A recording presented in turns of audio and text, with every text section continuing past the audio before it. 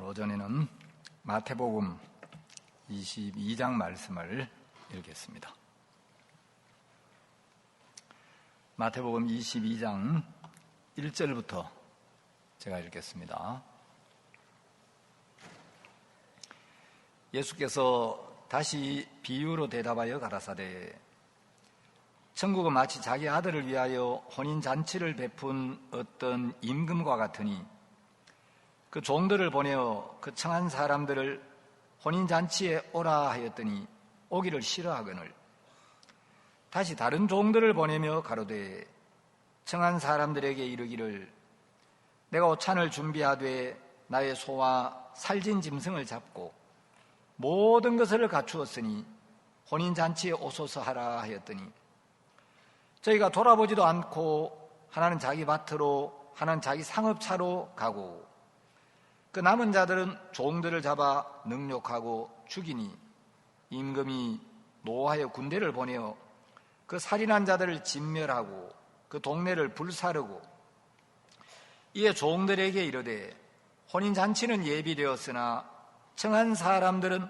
합당치 아니하니 사거리 길에 가서 사람을 만나는 대로 혼인잔치에 청하여 오너라 한데 종들이 길에 나가 악한 자나 선한 자나 만나는 대로 모두 데려오니 혼인자리에 손이 가득한지라 임금이 손을 보러 들어올세 거기서 예복을 입지 않은 한 사람을 보고 가로되 친구여 어찌하여 예복을 입지 않고 여기 들어왔느냐 하니 저가 유구무원이언을 임금이 사관들에게 말하되 그 수족을 결박하여 바깥 어두움에 내어 던지라 거기서 슬피 울며 이를 갈미 있으리라 하니라 청함을 받은 자는 많되 택함을 입은 자는 적으니라.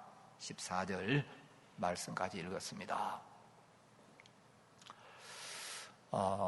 제가 요 며칠 사이에 피부가 이렇게 조금씩 가렵기 시작해서 그래서 뭐 좀 대수롭지 않게 이렇게 생각을 했는데 이 가려워서 이제 긁으면 점점 더 이제 막 피부가 벌개지고 이제 심해지는 거예요.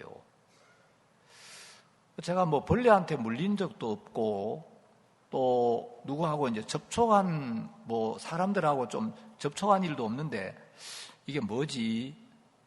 어제 밤에는 2시 반에 너무 가려워서 잠을 잘 수가 없는 거예요. 그래서 이제 하나님이 2시 반에 좀 깨우시는가 보다. 제가 좀 성경을 읽고 싶었습니다. 저는 하여튼 성경 읽는 시간이 그렇게 행복해요. 자다가도 성경을 읽으면 성경이 너무 은혜롭고 하여튼 이제 틈나는 대로 성경을 읽는데 성경을 좀 읽다가 계속 가려워 좀 긁었더니 또 뻘겋게 돼가지고 이게 뭐지?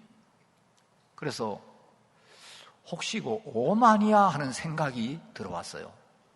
저는 한 번도 옴에 걸려본 적은 없는데 내가 벌레한테 물린 것도 아니고 뭐 좀 부정한 사람하고 접촉한 것도 아닌데 왜 이렇게 가렵지?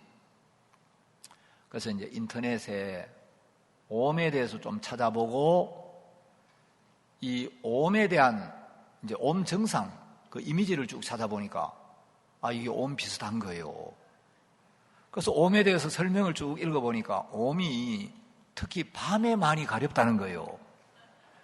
야, 이거 자다가 막 갑자기 2시 반에 잠이 깨가 이 잠을 못 이룰 정도로 밤에 이렇게 더 가려운 걸 보니까 이거 옴일지 모르겠다. 만일 옴이면 어떡하지? 걱정이 됐는데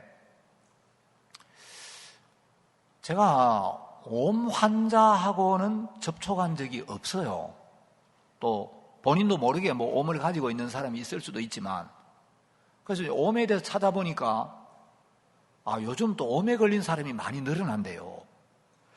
그래서 나도 모르게 또 옴 환자하고 접촉했나? 또 기도해달라는 사람, 기도받으러 온 사람 중에 혹시 또 옴 걸린 사람한테 내가 손을 얹어가지고 그래가지고 또 옴이 옮았나? 그냥 막 별 생각이 다 드는데 너무 이제 가려워가 견딜 수가 없어가지고 뭐 바를 게 없나 싶어 이제 밤에 이렇게 뭘 찾아보니까 하여튼 이제 제 아내가 뭐 피부에 뭐가 생기면 만병통치약이라고 뭐 화상에도 바르고 뭐 피부병에도 바르고 오만 데 다 바르면 된다고 뭐 그런 걸 하나 갖다 놨어요. 그런데 그걸 발랐는데 이걸 발라도 계속 가려운 거예요. 제가 아침에 생각을 쭉 했습니다. 한번 따져봐야 되겠다. 내가 최근에 좀 뭐 불결한 사람하고 접촉한 적이 있나? 아무도 없어요.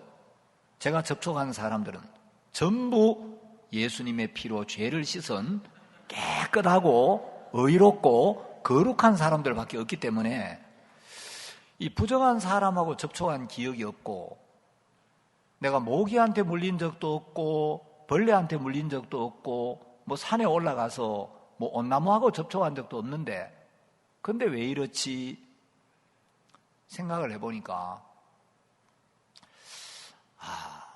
제 아내가 이 복숭아를 주는데 누가 이제 복숭아를 많이 가져와가지고 제가 복숭아를 많이 먹었어요. 근데 여러 날 복숭아를 먹었는데 아무 이상이 없었는데 한 며칠 전부터 그전에는 늘 제 아내가 복숭아를 깎아줬는데 또 제 아내가 과일은 껍질째 먹는 것이 좋다 이런 교육을 받아가지고 복숭아를 껍질도 안 깎고 털이 뽀송뽀송한 걸 그냥 씻어가지고 주더라고요. 제가 가만히 생각을 해보니까 이게 복숭아 알러지 말고는 다른 원인이 없을 것 같다. 그래서 이제 아침에 밥 먹으면서 복숭아 알러지에 대해 찾아보니까 이 복숭아 알러지 걸리는 사람들 막 사진이 이렇게 나와 있는데 많이 비슷한 거예요. 그래서 이 알러지가 생길 때는 이 육류는 안 좋으니까 오늘은 하여튼 육식은 빼고 반찬도 좀 채식으로 했으면 좋겠다. 그리고 이 복숭아를 내가 생각할 때는 이게 복숭아 알러지 같다.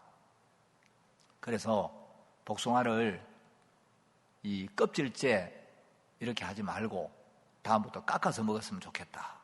그리고 오늘 아침에도 이 껍질을 안 깎은 껍질째 있는 걸 하나 먹었는데 먹고 가만히 생각하니까 이게 아무래도 복숭아 알러지 같아요. 그래서 복숭아를 깎아서 먹자고. 그래 이제 깎은 걸 몇 개 먹었는데 또 제 아내가 뭐 집에 뭐 알러지 약이 없으니까 이거 한번 발라보라고. 그래 제가 볼 때는 무슨 뭐 이상한 맹물을 바르라 하는데 그거 바른다고 낫겠나 싶었는데 이제 바르고 나니까 한결 좀 좋아졌어요. 그래서 이제 옴이 아니고 복숭아 알러지 같다. 이제 이런 생각이 좀 이제 제 마음에 점점 이게 맞는 것 같다. 제가 한번 거창에 있을 때인데 이 집회를 하게 됐어요. 그래서 이제 집회 강사님이 오시면 또 식사 대접을 해야 되잖아요. 그래 이제 우리 연세 많은 장로님이 거기 이 몸에 좋은 당이 있다고 요즘은 또 이 애완견이 거의 사람 대접을 받아가지고 뭐 보신탕 이런 이야기 하면 큰일 난다 그러더라고요. 하여튼 몸에 좋은 당이 있대요. 그래가지고 목사님, 강사 목사님이 이 혹시 보신탕 좋아하시면 보신탕 집에 한번 갔으면 좋겠습니다.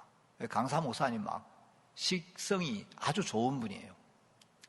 그래 우리가 이제 그 집에 한 번씩 갔는데 보신탕을 맛있게 잘 먹었어요.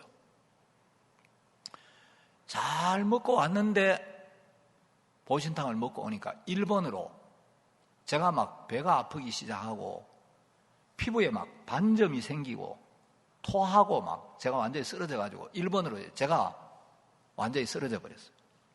그래가 아마 설사에 복통에 피부에 막 뭐가 생기고 막 목에도 막 뿔긋뿔긋하게 뭐가 오르고 그래서 이거 낮에 점심을 잘못 먹었는가 보다.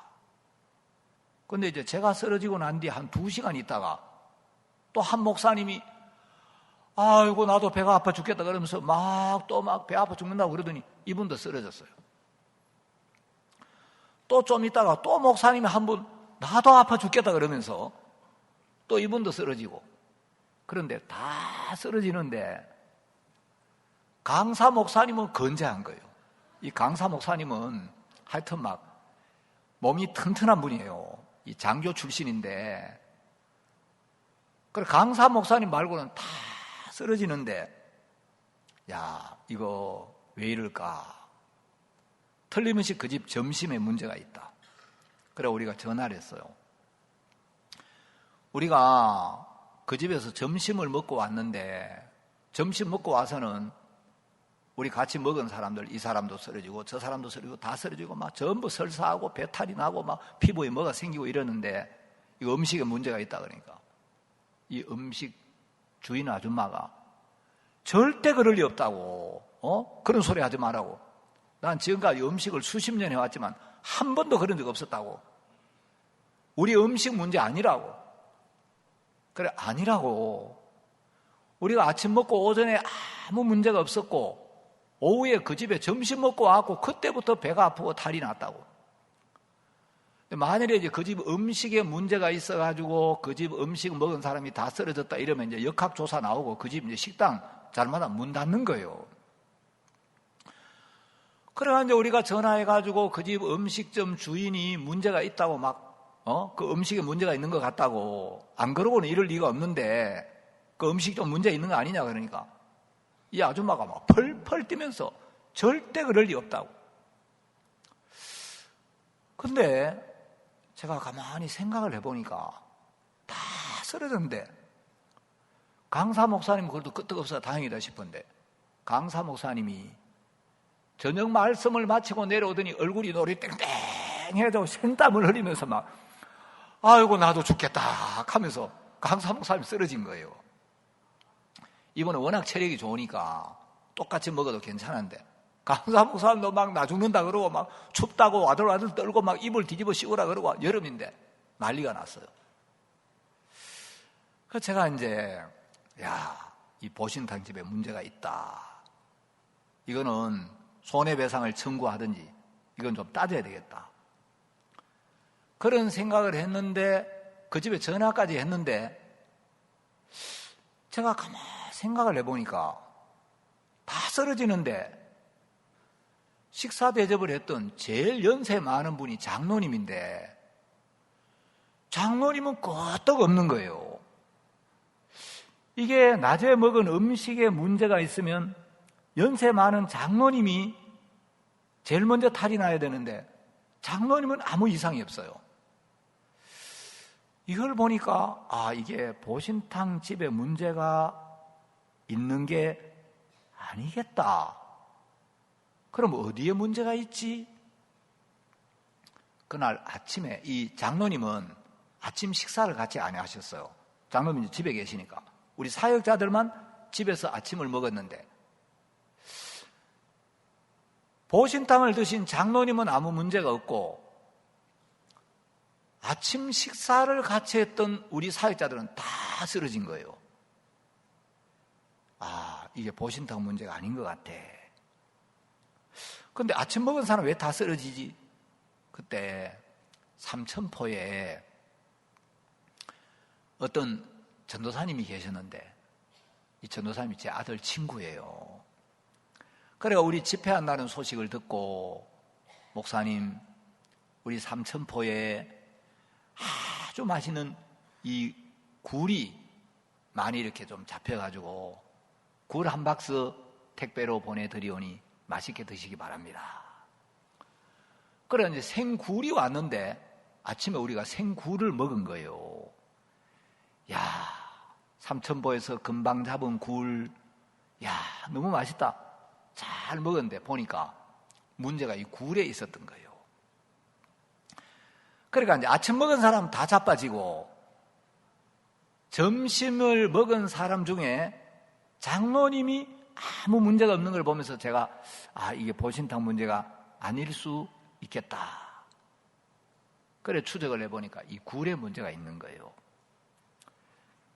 여러분, 우리는 어떤 문제를 만나면 1차적인 생각으로 쉽게 판단하고 그 판단이 잘못돼서 굉장히 일을 그르칠 때가 있는 거예요.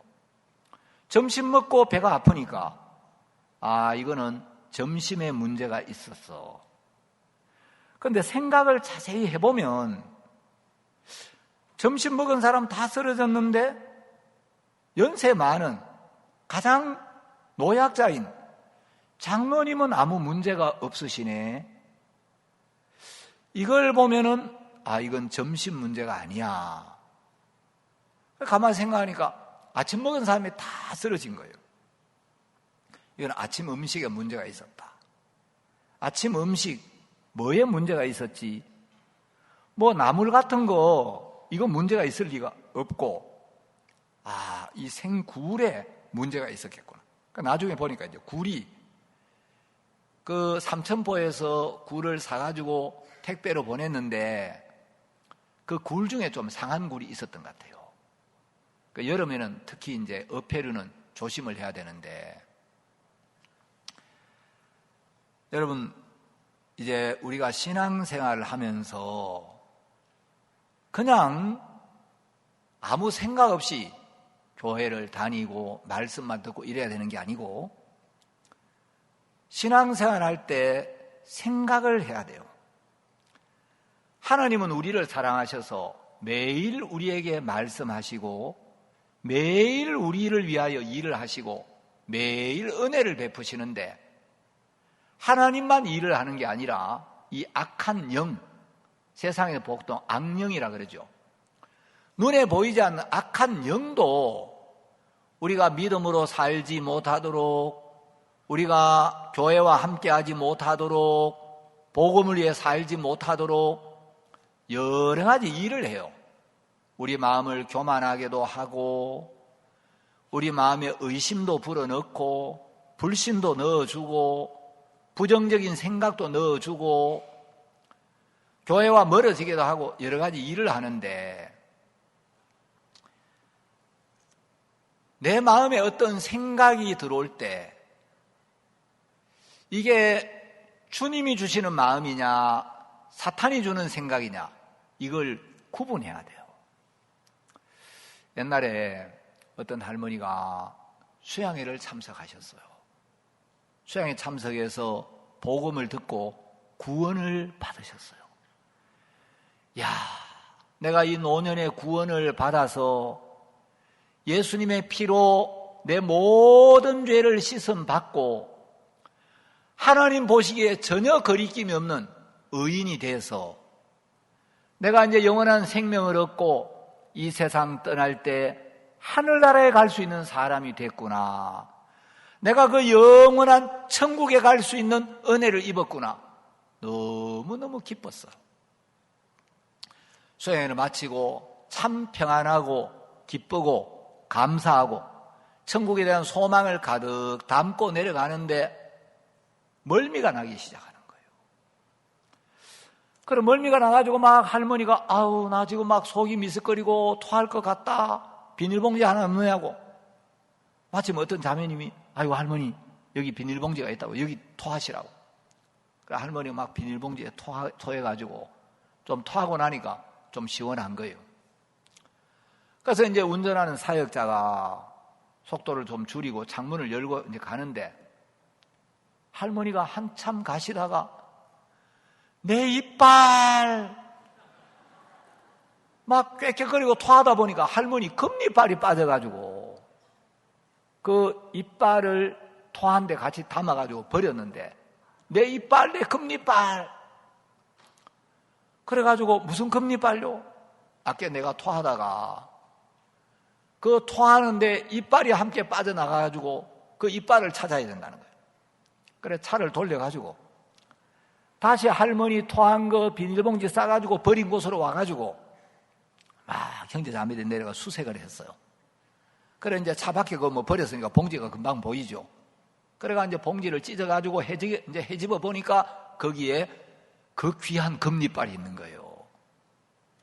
할머니가 구원을 받고 그렇게 평안하고 감사하고 기쁜 마음으로 가다가 금리빨 하나 잃어버렸다는 생각이 들어오니까 뭐 천국이고 영생이고 구원이고 다 날아가 버리고 내 이빨, 내 금리빨, 금리빨에 마음이 딱 빠지니까 그 구원이 다 잊어버려진 거예요.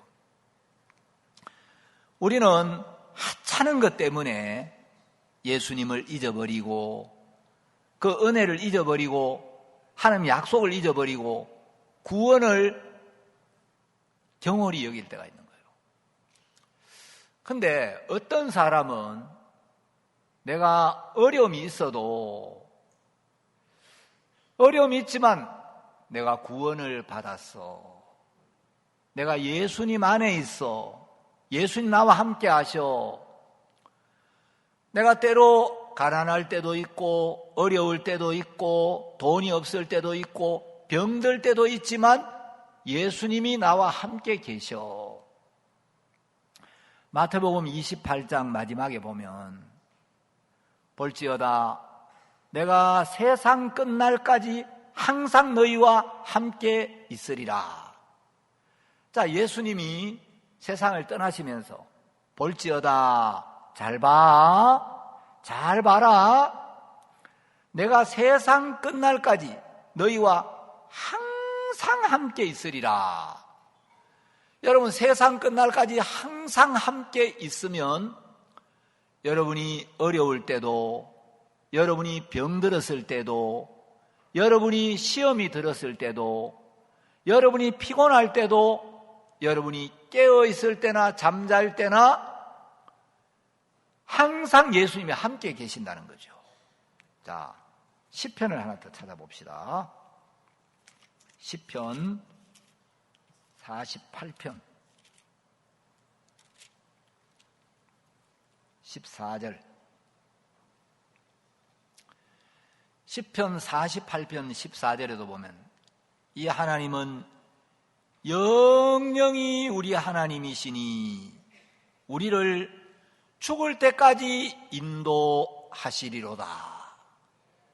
자, 여러분, 하나님이 우리를 죽을 때까지 인도해 주시겠다고 말씀하셨어요. 자, 하나님이 죽을 때까지 나를 인도해 주신다는 이 말씀이 사실이라면, 이 말은 바꿔 말하면 내가 병들었을 때나 건강할 때나 내가 기분이 좋을 때나 안 좋을 때나 내가 깨어있을 때나 잠잘 때나 내가 부지런할 때나 부지런하지 않을 때나 내가 살아있다면, 내 숨이 붙어있다면, 내가 살아있는 동안에는 하나님이 나를 인도하고 계신다는 겁니다. 돌아가신 박종진 선교사님이 계셨죠. 박종진 선교사님은 전주에 유명한 깡패였어요. 하여간 싸워서 져본 적이 없어요.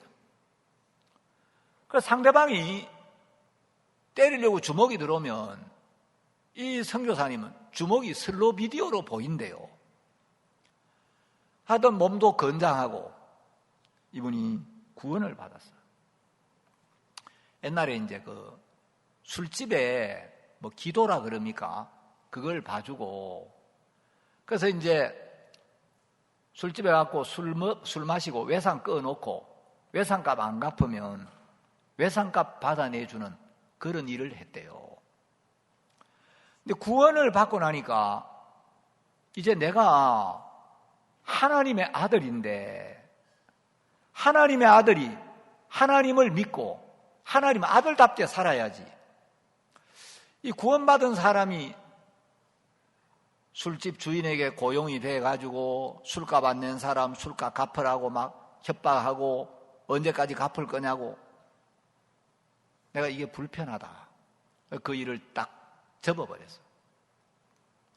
옛날에는 돈도 잘 생기고 술도 많이 마시고 이랬는데 이제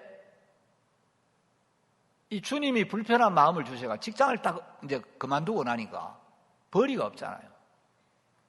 하루는 아무것도 못 먹고 이제 하여튼 박종진 목사님은 한창 먹을 때 날계란을 한 판씩 먹었다 하더라고요. 날계란 그거 깨가지고 막 한 판 통째로 막 계속 깨가지고 먹고, 하여튼 뭐 식사 양도 엄청난데 이제 돈 떨어지고, 그래서 아침을 못 먹고 교회로 온 거예요. 홍호윤 목사님하고 체육관에서 이제 운동을 같이 했는데, 교회에 왔는데 홍 목사님 보니까 식사를 못하고 온 것 같다라는 거죠. 그래서 박영재, 아침 먹고 왔는가? 그러니까 박종진 목사님이 멋있는 말을 했어요. 왕의 아들은 아침 한 끼 굶어도 왕의 아들이야. 이럴 때는 아멘을 한번 하셔야 돼요. 왕의 아들이 밥 한 끼 굶는다고 거지 되는 거 아니지? 그러더라는 거예요. 이게 그리스도인인 거예요. 여러분, 우리가 멸망을 당하고 영원한 지옥에 갈 수밖에 없는 불쌍한 죄인이었는데, 그런 우리를 살리려고, 그런 우리를 구원하시기 위하여 하나님의 아들 예수님이 하늘나라를 떠나서 이 낮고 천한 땅에까지 오셔서 인간들에게 멸시를 받으시고 배척을 받으시고 무시를 당하시고 희롱을 당하시고 십자가에 달려서 그 살이 찢기시고 피를 흘리시고, 예수님이 우리를 대신하여 당신의 생명을 내어주셔서 우리 모든 죄를 영원히 남김없이 다 씻으시고, 우리가 하나님 앞에 서기에 부족함이 없도록 우리를 깨끗하게 하셨고, 우리를 하나님 앞에 세우기에 부족함이 없게 하셨고, 하나님과 우리를 화목하게 하셨는데, 이게 얼마나 큰 은혜입니까? 그런데 어떤 사람들은 이 영원한 생명을 얻었는데도, 여러분, 금리빨 하나 잃어버리니까 예수님이고 복음이고 온데가 안 되었고 내 이빨, 내 금리빨, 거기에만 사로잡히는 거예요. 그런데 어떤 분들은 그래, 구원받고 밥 한 끼 굶어도 내가 만왕의 왕이신 하나님의 아들인데, 왕의 아들이 밥 한 끼 굶는다고 거지 되냐? 왕의 아들은 밥 한 끼 굶어도 왕의 아들이야. 여러분, 그게 믿음인 거예요. 자, 하나님은 매일매일 우리에게 말씀하시고 사탄도 매일 우리에게 생각을 넣어요. 그래서 우리가 신앙생활 하려면 이 생각이 하나님으로부터 오는 것인가, 사탄이 넣어주는 것인가, 이게 주의 음성인가 사탄의 음성인가, 이걸 분별해야 돼요. 이걸 분별하면, 여러분, 분별이 오면 분리가 되어지고, 분리가 되어지면 우리가 말씀의 인도를 받고 하나님의 성령의 인도를 받고 삶이 굉장히 복돼요. 옛날에 어떤 부잣집에 외동아들이 하나 있었어요. 이름이 지동이었어요. 이제 부잣집 외동아들이니까 이 부자 양반이 아들 하나밖에 없는데 빨리 장가를 보내가지고 손을 봐야 되겠다. 그래서 어린 나이에 일찍 예쁜 색시를 구해가지고 결혼을 시켰어요. 결혼을 시켰는데 이제 아들이 장가도 일찍 가지만 공부도 열심히 해가지고 그래도 좀 벼슬도 하고, 그래 좀 이제 공부도 열심히 해야 될 나이인데 어린 나이에 결혼을 시켜놓으니까 이 아들이 섹시한테 빠져가지고 공부가 안 되는 거예요. 밤낮 그냥 섹시 치마폭에서 노는 거예요. 그래 이 부잣집 어른이 좀 아들을 나무랐어요. 이놈아, 네가 장가를 좀 일찍 가기는 했지만 너 아내한테 빠져가지고 그래만 있으면 안 돼. 너 공부도 해야 돼. 공부는 안 하고 이놈아 밤낮 그래 마누라한테만 빠져있을 거냐? 야단을 쳐도 공부가 안 되는 거예요. 섹시가 너무 좋아가지고 섹시하고 있으니까 막 시간 가는 줄 모르고 온통 마음이 섹시한테 다 빠져있는 거예요. 그래 아버지가 막 야단을 치니까 이 아들이 생각을 했어요. 아버지, 제가 아내하고 있으면서 공부를 하려고 해도 마음이 잘 안 잡힙니다. 그래서 제가 절에 들어가서 한 3년 동안 좀 아내하고 떨어져서 공부만 해서 그래서 좀 이제 3년간은 공부만 하고 돌아오겠습니다. 그래서 과거 시험도 한번 치고 그러겠습니다. 잘 생각했다. 갔다 오느라. 근데 이 아들이 어떤 버릇이 있느냐면 손톱을 깎아가지고 아무데나 버리는 버릇이 있어요. 그런데 이제 이 부잣집 아버지하고 어머니가 야 이놈아 손톱 깎아가지고 아무데나 버리면 안 돼. 손톱 깎아가지고 아무데나 버리면 쥐가 그걸 주워 먹고 쥐가 주워 먹으면 쥐가 변신을 해가지고 이 쥐가 사람을 속이고 그러는데 손톱은 깎아가지고 함부로 버리는 거 아니다. 그래도 이 아들이 말을 안 듣고 손톱 깎아가지고 아무데나 자꾸 버리는 거예요. 아들이 절에 들어갔어요. 그래서 이제 아내를 잊고 열심히 이제 공부를 하는데 손톱이 기니까 또 스님한테 스님, 그 어디 가위 하나 없습니까? 제가 손톱이 좀 길어서 손톱 좀 자르고 싶습니다. 그 옛날에 손톱 깎기 없으니까 이제 가위로 손톱을 깎았잖아요. 그래서 손톱을 깎아가지고 아무데나 버렸어요. 그리고 이제 이 아들이 공부를 마치고 3년이 돼가지고 집에 돌아왔는데 집에 돌아와 보니까 이 지동이하고 똑같이 닮은 다른 놈이 하나 집에 먼저 와가지고 자기 아내하고 살고 있는 거예요. 그래가지고 집에 와가지고 여보 나 이제 공부하고 돌아왔어. 그러니까 이 아내가 여보라니 지금 내가 남편하고 살고 있는데 당신 누구냐고 보니까 자기가 살고 있는 남편하고 지금 절에 갔다가 3년 후에 공부 마치고 돌아온 이 아들하고 생김새가 똑같아요. 어느 게 진짜 남편인지 구분이 안 되는 거예요.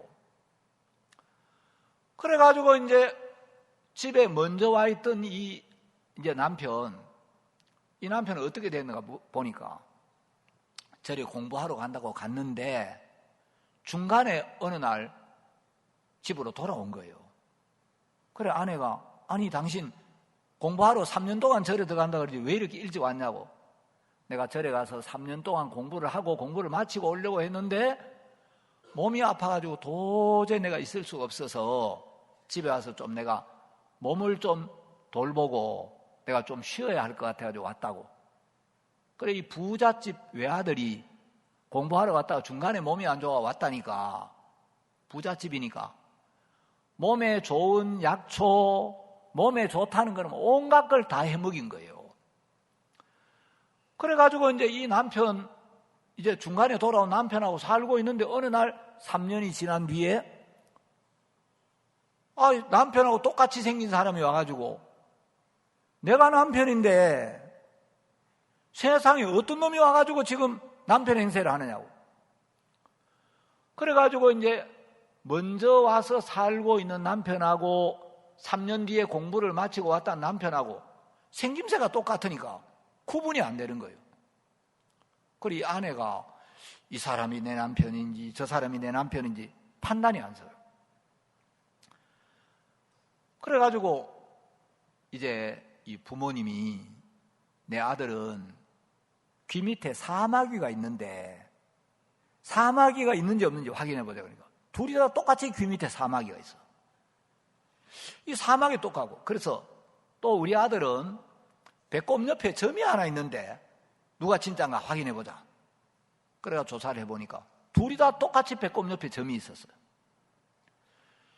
이게 생김새가 똑같으니까 부모님도 이놈이 내 아들인지 저놈이 내 아들인지 아내도 이게 내 남편인지 저게 내 남편인지 판단이 안 서는 거예요. 야, 이거 두 사람 다 데리고 살 수도 없고, 이 두 남편은 서로 내가 진짜 남편이라고 저놈이 거짓말한다 그러고, 또 이쪽 남편은 내가 진짜 남편인데 저놈이 거짓말한다 그러고, 서로 싸우는데 부모님도 어느 아들을 아들로 인정을 해야 될지, 이 아내도 어느 남편을 내 남편으로 맞이해야 될지, 한 사람은 맞이하고 한 사람은 내쫓아야 되는데 판단이 안 서는 거예요. 그래서 테스트를 하기로 했어요. 두 아들을 불러가지고, 자, 가족들 생일을 물어보겠다. 아버지 생신이 언제냐? 둘이 다 똑같이 알아맞추는 거예요. 어머니 생신은 언제냐? 둘이 다 어머니 생신을 다 알아맞추는 거예요. 그래, 이것저것 집안 사정을 물어보는데 둘이가 똑같이 알아맞추는 거예요. 그런데 그럼 하나 물어보자. 여기 오동나무를 심었는데 이 오동나무를 심은 지가 얼마나 됐냐? 근데 먼저 와 있던, 이제 몸이 아파가지고 일찍 왔다고 하는 이 아들은 오동나무는 2년 전에 그때 어떻게 해가지고 오동나무 어디서 가지고 심었다 그러는데, 이 3년 뒤에 돌아온 아들은 오동나무를 언제 심었는지를 모르는 거예요. 그래서 3년 만에 돌아온 이 아들, 이놈이 가짜구나. 이놈은 오동나무를 언제 심었는지를 모르니까 네가 이놈 거짓말하구나. 어디 가짜 와가지고 진짜 행세라고 이 나쁜 놈 쫓아내버린 거예요. 그리고 이제 이 둘째 아들은, 이 첫 번째, 일찍 온 이 이제 아들은 오동나무를 언제 심었다고 시기까지 정확히 알아맞추니까 이제 이놈이 진짜구나. 그런데 사실은 공부하러 갔다가 중간에 돌아와가지고 몸이 아파서 왔다고 하는 이놈이 가짜예요. 그런데 이놈이 어떤 놈이냐면 절에 들어가가지고 손톱을 깎아가지고 아무데나 버렸는데 그걸 절에 있는 천년 묵은 쥐가 주워 먹고, 이놈이 둔갑을 해가지고 이제 진짜 아들하고 같은 모양으로 변신을 해가지고 이 아버지 집에 와가지고, 아버지, 제가 3년 동안 공부를 하고 마친 뒤에 오려고 했는데 몸이 너무 아파가지고 도저히 공부를 못해가지고 집에 와서 좀 쉬러 왔습니다. 그래가 이제 진짜 아들 행세를 하고 진짜 남편 행세를 하고 있었던 거예요. 그런데 여러분, 아들은 공부하러 3년 전에 들어갔으니까 오동나무를 언제 심었는지 알겠어요? 모르겠어요? 오동나무는 2년 전에 심었으니까. 진짜 아들은 오동나무를 언제 심었는지를 모르고, 가짜는 천년 묵은 쥐가 둔갑을 해가지고 진짜 행세를 하니까 요 가짜 요 놈은 오동나무를 2년 전에 심었다고 정확하게 아는 거예요. 그러니까 이제 이 아내나 부모님은 오동나무를 언제 심었는지 모르는 요 놈이 가짜구나. 그러니까 진짜 아들, 이 아들이 막 가짜 행세한다고 핍박을 해가지고 내쫓아버렸어요. 여러분, 진짜 아들이 내가 진짜인데 어찌된 영문인지 나하고 똑같이 생긴 놈이 집에 들어와가지고 지가 남편이라 그러고 지가 아들이라 그러고 진짜 행세를 하니까 억장이 무너지는 거예요. 이걸 어떻게 하소연할 길이 없는 거예요. 이걸 어떻게 하지? 그래가지고 막 눈물을 흘리면서 어떻게 해야 내가 진짜라는 걸 밝힐 수 있을까? 그리고 가짜면서 진짜 행세라는 저놈을 내어 쫓을 수가 있을까? 저놈이 가짜인데 진짜 행세를 하는 걸 보니까 저 우리 집에 무슨 짓을 할지 모르겠다. 그래 가다가 어떤 도사님을 만났어요. 그래서 이제 이야기를 하다 보니까 이분이 도사님인데, 도사님, 우리 집에 이런 일이 있었는데 지금 제 신세가 이렇게 됐습니다. 도사님, 어떤 이걸 해결할 방법이 없을까요? 그러니까 그거 간단하게 해결할 수 있네. 이 도사가 고양이를 한 마리 주면서, 큰 고양이를 한 마리 주면서 이걸 자네 품에 넣고 가서 그놈이 진짜라고 하거든. 그때 이 고양이를 딱 풀어놓게. 알겠습니다. 그래가 이 도사님한테 받은 고양이를 딱 품에 넣고 왔는데 이제 이 진짜 아들이 다시 집에 오니까 이 가짜 아들이 아니 저놈이 내쫓았는데 또 왔다고. 진짜 아들이 네가 가짜인데 우리 부모님을 속이고 내 아내를 속이고 네가 지금까지 진짜 행세를 했는데 내가 진짜야. 저놈이 또 거짓말하러 왔다고. 그래서 이 진짜 아들이 품에서 고양이를 탁 꺼내서 고양이를 딱 꺼냈는데 이 고양이가 갑자기 가짜 아들을 보더니 목덜미를 탁 물어가지고 달려들어. 목덜미를 물었는데 이 가짜 아들이 목에 물려가지고 죽었어요. 죽었는데 보니까 이게 큰 쥐로 딱 변하는 거예요. 여러분, 요즘은 가짜가 진짜 행세를 할 때가 많아요. 특히 여러분, 신앙생활을 하면서 이 가짜들이 자기가 진리라고 이야기를 하고 진짜를 이단으로 몰아가지고 여러분 진짜 참된 복음의 진리를 전하면 이단 취급을 받고 이 가짜들이 진짜 행세를 하고 있는 게 오늘날 우리의 현실이에요. 자, 그런데 이 아들은 진짜와 가짜를 분별할 만한 지혜가 없는데 이 도사는 이야기를 딱 듣고 아하, 이 아들놈이 손톱을 깎아가지고 아무데나 버리지 말라고 이야기해도 부모님이 하는 이야기를 안 듣고 그 버릇을 못 버려가지고 절에 들어가지고 손톱을 깎아가지고 아무데나 버리니까 천년 묵은 쥐가 이 손톱을 주워 먹고 사람으로 변신을 한 거였구나. 그래가지고 그놈이 진짜 행세를 하고 있었구나. 근데 그놈은 사람으로 둔갑한 쥐이기 때문에 이 쥐를 잡는 건 고양이를 가져가면 돼. 이 도사님에게는 이제 이 아들에게 없는 지혜가 있었죠. 그 도사님이 시키는 대로 하니까 이 고양이가 쥐의 목덜미를 딱 물어가지고 이제 죽이고 나니까 이 이제 변신한 가짜의 정체가 드러난 거죠. 여러분, 이제 신앙은 생각을 해야 돼요. 아, 내가 왜 배가 아프지? 점심을 먹고 나서 우리가 다 배탈이 났다. 아, 이 점심에 문제가 있는 것 같다. 좀 더 생각을 해보면, 근데 연세 많은 장로님은 왜 끄떡없이 지지? 장로님은 아침 식사를 안 하셨어. 아침 먹은 사람이 다 쓰러지는구나. 그러면 아침 식단에 문제가 있었다. 아침 음식 중에 뭐가 문제가 있었지? 고추나물 무침. 그건 아무 이상이 없었는데 그렇다고 집회 강사님이 오시는데 막 쉰 걸 내놓을 리도 없고 금방 무쳐가 내놨는데 그 문제가 없어. 김치도 문제가 없어. 아, 이 굴에 문제가 있었던 것 같다. 나중에 보니까 진짜 굴 먹은 사람 다 쓰러진 거예요. 여러분, 우리가 생각을 깊이 하지 않고 대충 살면 굉장히 잘못된 판단을 할 때가 많은 거예요. 이제 보리하고 콩을 구별하지 못하는 사람을 숙맥이라고 그러죠. 숙맥. 이 숙맥이란 말은 이제 콩숙자, 보리맥자예요. 여러분, 맥주는 보리로 만든다고 맥주라 그러잖아요. 보리술이죠. 이 숙맥은 원래 이제 불능변숙맥 또는 숙맥불변의 약자예요. 그러니까 불능변, 불능은 불가능이라는 거죠. 변은 이제 분별.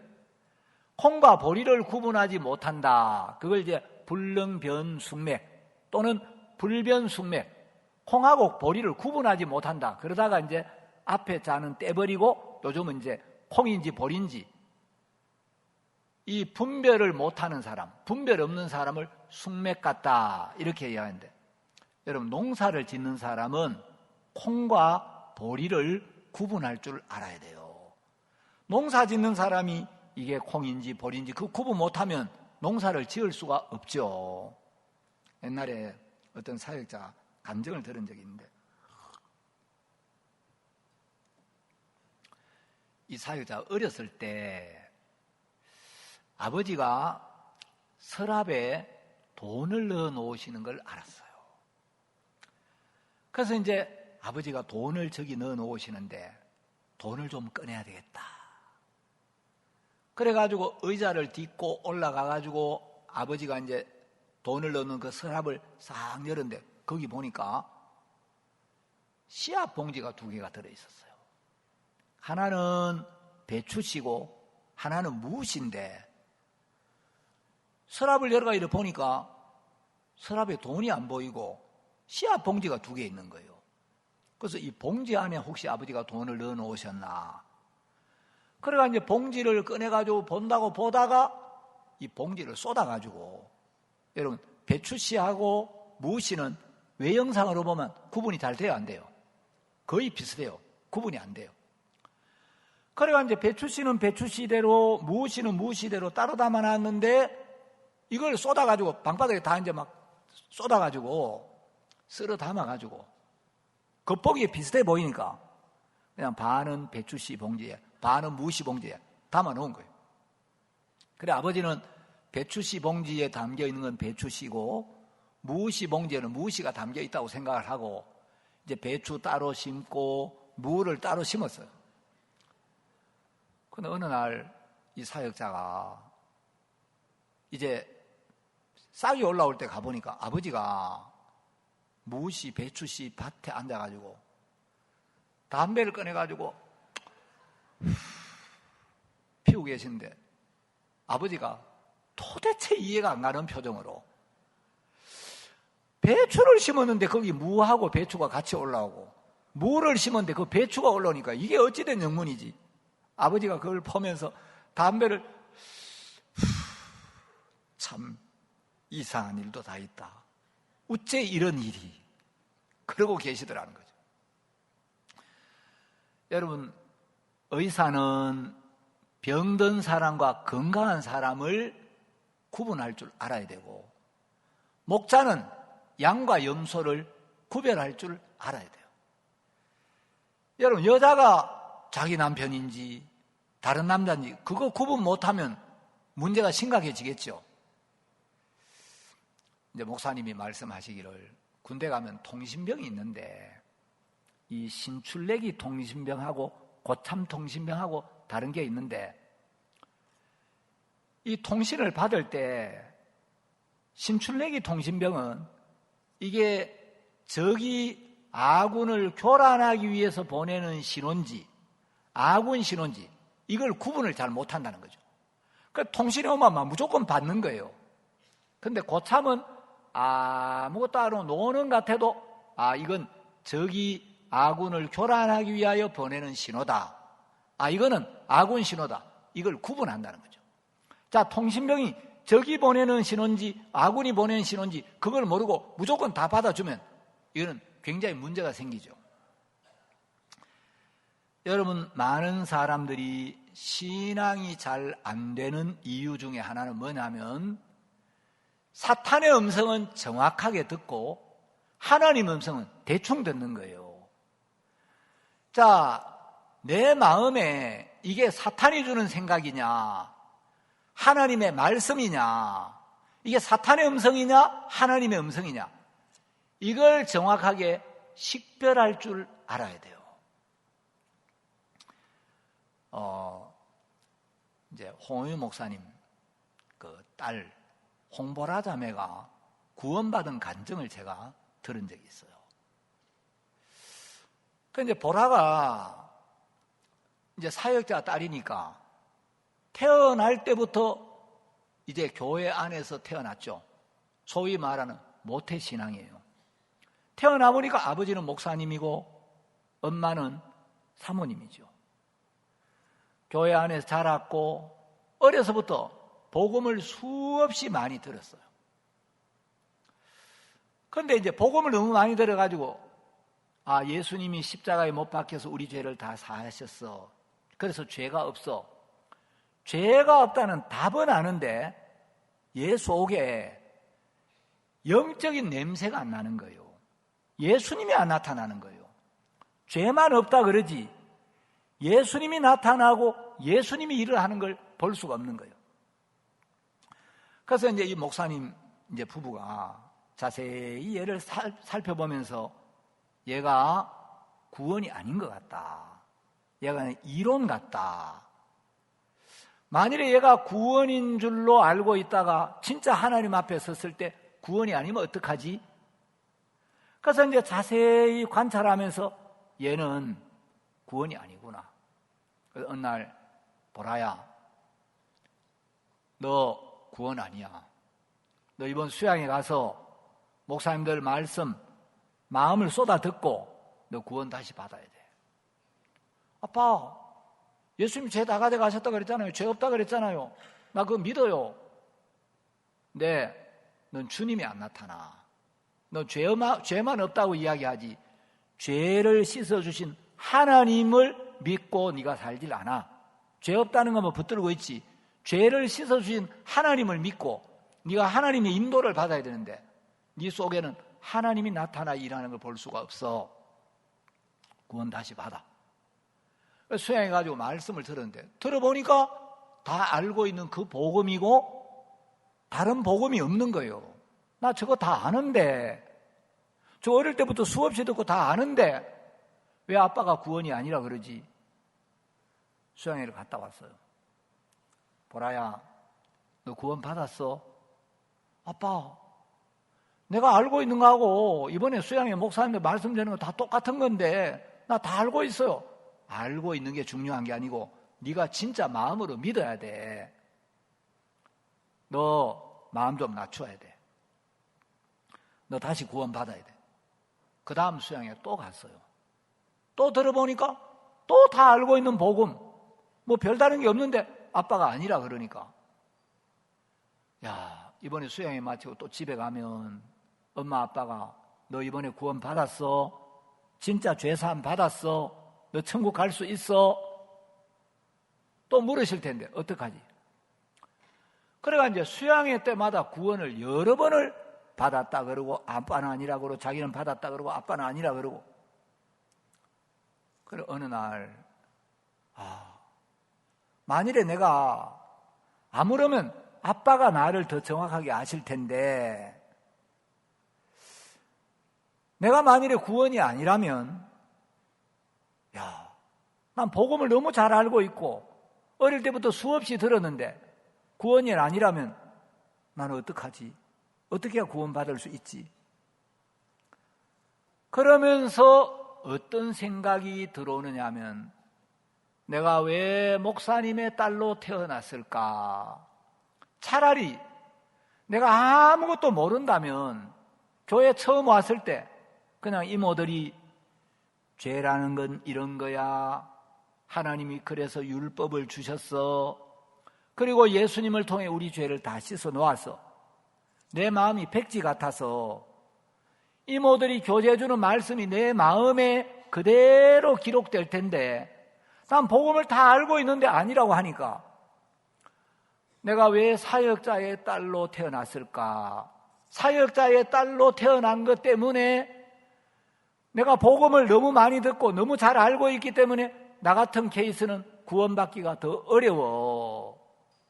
이런 생각이 들어와서 이 생각에 잡힌 거예요. 그런데 이제 다음 수양회 때 이번에도 내가 구원을 못 받으면 어떡하지? 갔는데 그때 강사 목사님이 첫날 하나님은 당신의 약속, 당신의 말씀을 통해 역사하시고 사탄은 하나님의 말씀과 다른 생각, 하나님의 말씀과 다른 거짓된 생각을 우리 속에 집어넣어서 우리를 속인다. 그래서 하나님의 말씀과 사탄이 넣어주는 거짓된 생각을 구별할 줄 알아야 된다. 이 말씀을 전한 거예요. 여러분, 성경이 없으면 사탄이 거짓된 생각으로 사람들을 속이고 거짓된 생각으로 사람들을 지배하고 사람들을 멸망으로 이끌어간다는 걸 아무도 깨달을 수 없어요. 이건 성경만 우리에게 가르쳐 주는 거예요. 자, 요한복음 13장 2절 한번 봅시다. 아주 중요한 말씀입니다. 요한복음 13장 2절.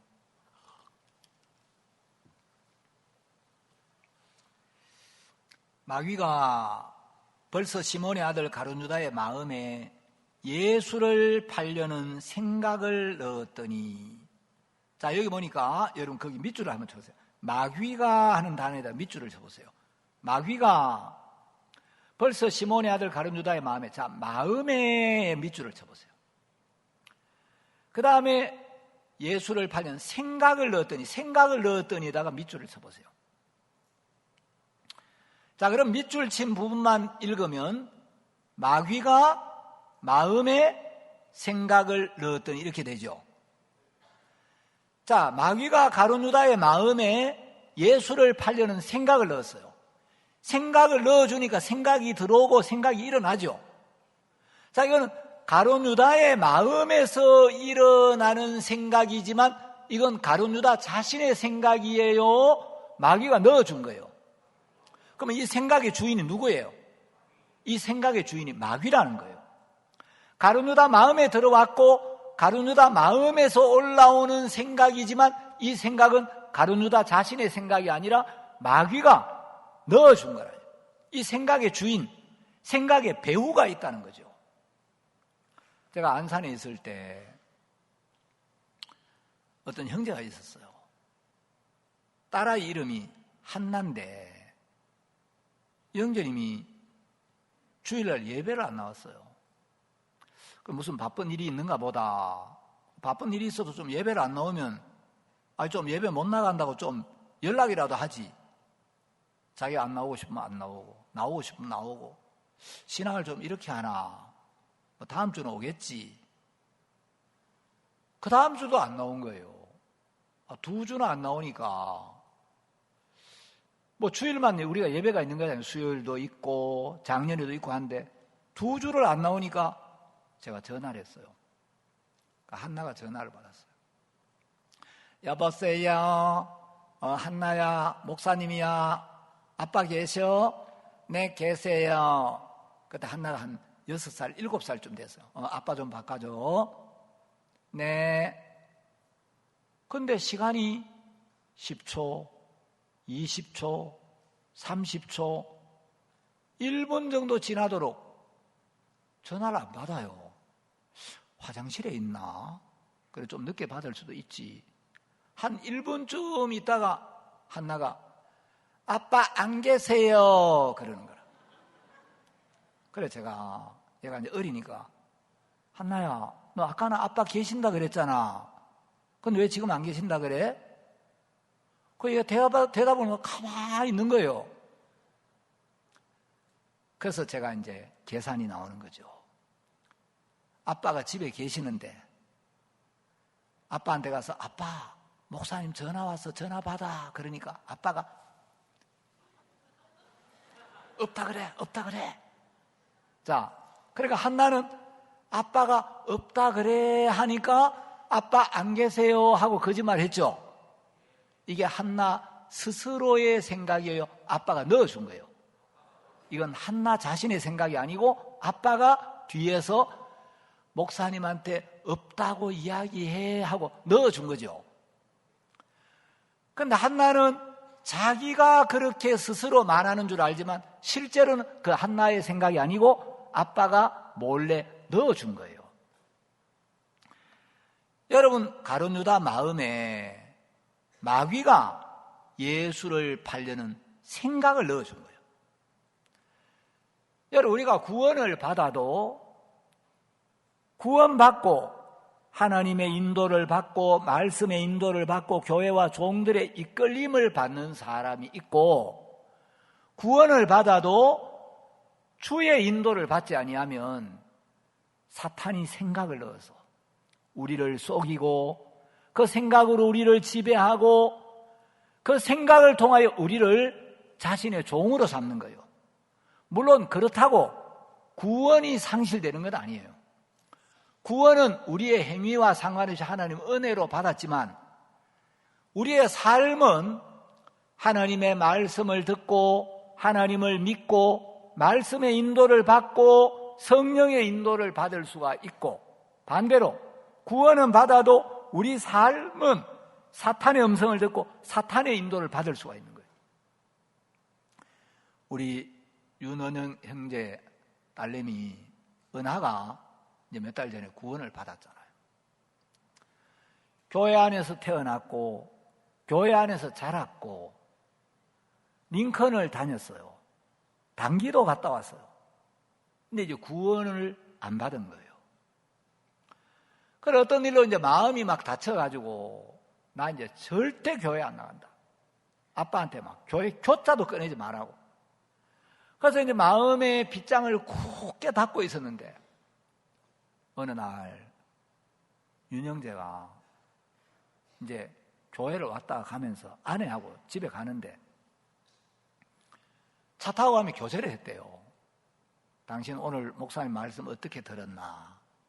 나는 이렇게 들었다. 나는 이렇게 들었다. 그래가 은혜로운 교제가 된 게 아니고 가다가 둘이 좀 싸웠대요. 어떻게 말씀을 그렇게 듣냐? 아니 이 말씀이 이렇지. 근데 참 윤영대가 귀한 데가 있더라고요. 부부 싸움을 하고 나면 성경을 읽는 버릇이 있대요. 여러분 좀 배우세요.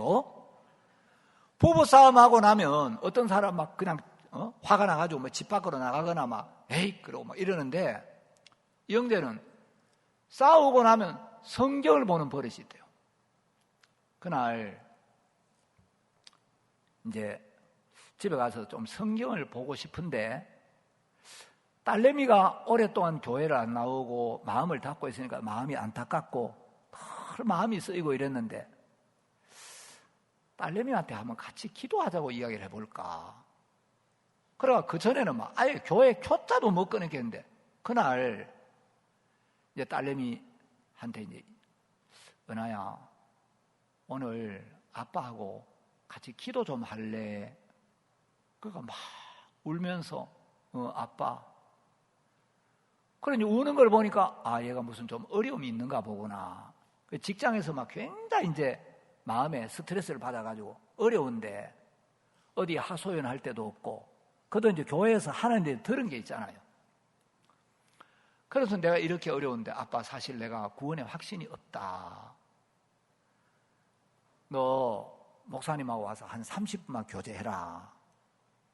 근데 아빠 내가 교제 한두 번 한 거 아니잖아. 내가 교제 많이 했는데 해결이 안 됐잖아. 이번에 교제해서 풀어지면 좋은데 이번에 교제해가지고도 또 안 풀리면 어떡해? 목사님 새로 오셨어. 네가 마음을 열고 교제 좀 해봐. 그래가지고 이제 교제하러 왔는데 그날 한 2시간 교제하면서 복음이 딱 풀어진 거예요.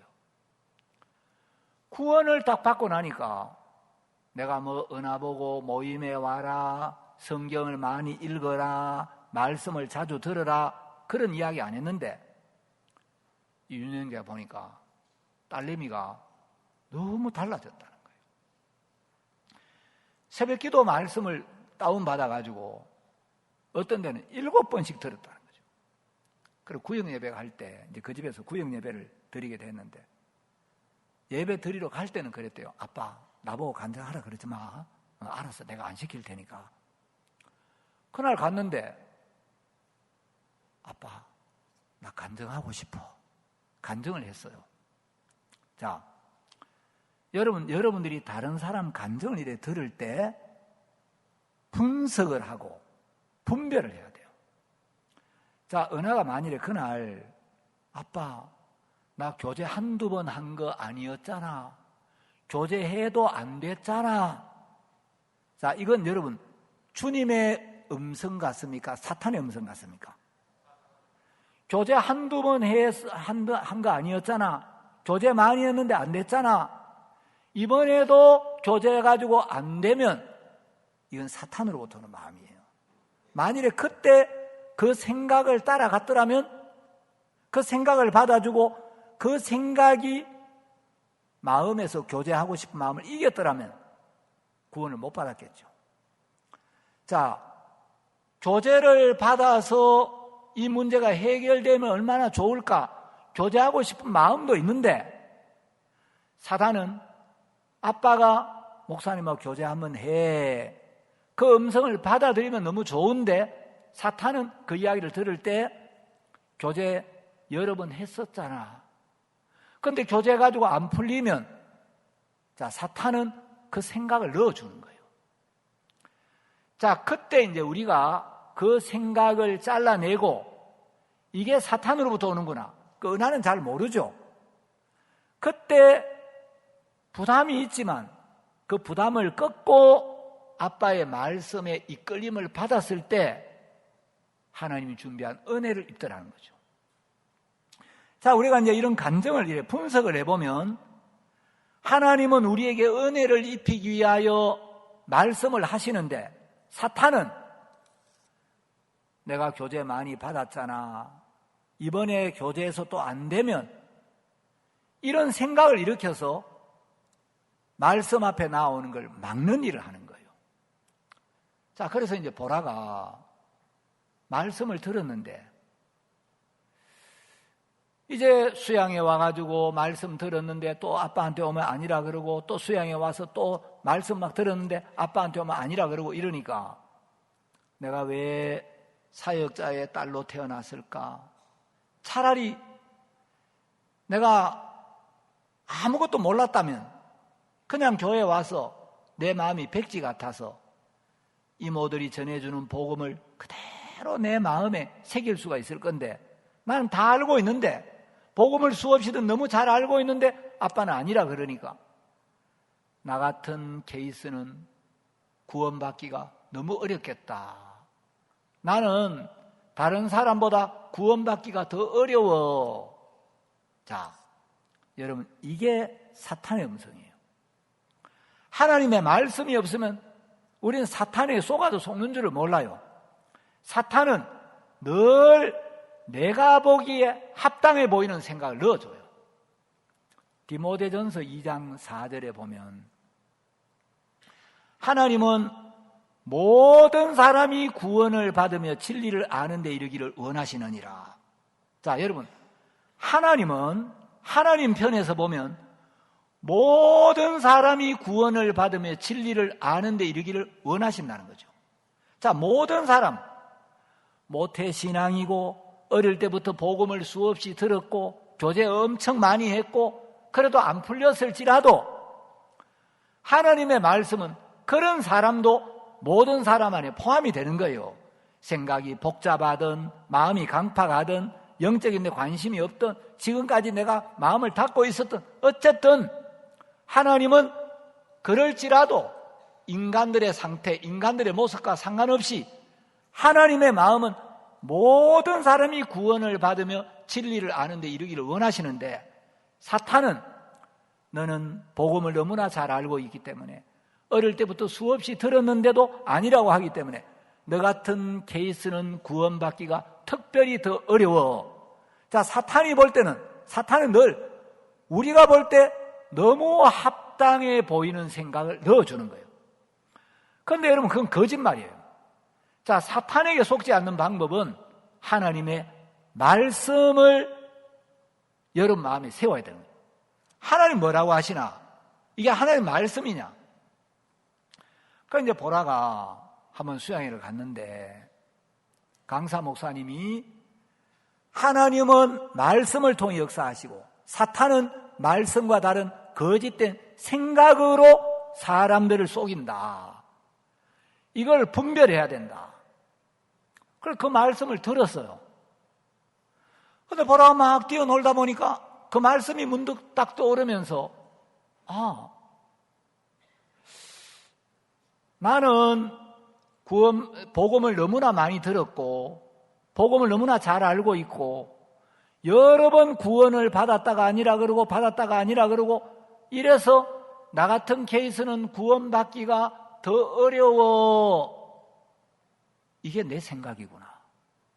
하나님은 모든 사람이 구원받기를 원한다 했기 때문에 내가 얼마나 복잡하든 여러 번 복음을 듣고 복음을 수없이 잘 알고 있었고 그랬을지라도 교제 여러 번 해가 안 풀렸을지라도 하나님은 모든 사람이 구원받기를 원한다 그랬기 때문에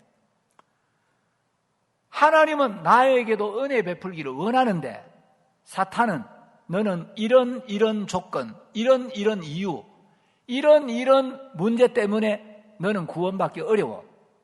그게 거짓말인 거예요. 사탄에게 속는 거예요. 그래서 이제 그 생각이 딱 버려지고 나니까 그러면 나도 구원받을 수 있구나. 나도 은혜 입을 수 있겠네. 그러니까 나는 구원받기가 어려워. 그 생각이 딱 떨어지고 나니까 나도 구원받을 수 있겠구나. 하나님은 나 같은 인간에게도 구원하기를 원하시네. 이 마음이 들어왔어요. 그런데 또 무슨 생각이 들었냐면 그런데 이번 수양에는 친구들하고 신나게 놀고 물놀이하고 신나게 놀고 구원이야 집에 가서 이모들한테 복음 전해달라 그러면 되지. 엄마한테 들으면 되지. 나중에 아빠한테 복음 다시 들으면 되지. 이 생각이 들어오더라는 거죠. 그래 이번 수양에는 신나게 놀고 말씀 대충 듣고 집에 가서 다음에 이모들한테 말씀 잘 들으면 되지. 그런데 다시 들었던 말씀이 떠오르더라는 거죠. 사탄은 거짓된 생각으로 우리를 속인다. 하나님은 말씀으로 역사하시는데 나중에 집에 가서 다음에 이모들한테는 엄마한테는 아빠한테 복음 듣고 구원받으면 되지. 이 생각이 하나님이 주시는 마음이겠습니까? 사탄이 주는 생각이겠습니까? 이건 하나님의 음성이 아니고 사탄의 음성이에요. 왜냐하면 고린도후서 6장 2절을 봅시다. 하나님 말씀 뭐라고 하냐? 고린도후서 6장 2절에 보면 가라사대 내가 은혜 베풀 때에 너를 듣고 구원의 날에 너를 도왔다 하셨으니 보라 지금은 은혜 받을 만한 때요. 보라 지금은 구원의 날이로다. 하나님 뭐라고 하냐? 보라 잘 봐. 이름도 보라인데 하나님이 보라야 봐. 지금은 은혜 받을 만한 때요. 지금이 구원의 날이야. 나중에 집에 가서 다음에 엄마한테 다음에 이모한테 복음 듣고 그게 사탄의 음성이야. 지금이 은혜 받을 때고 지금이 구원의 날이야. 여러분 하나님 지금 네가 은혜 입을 때야. 지금 이 순간이 은혜 입을 때고 지금이 구원의 날이야.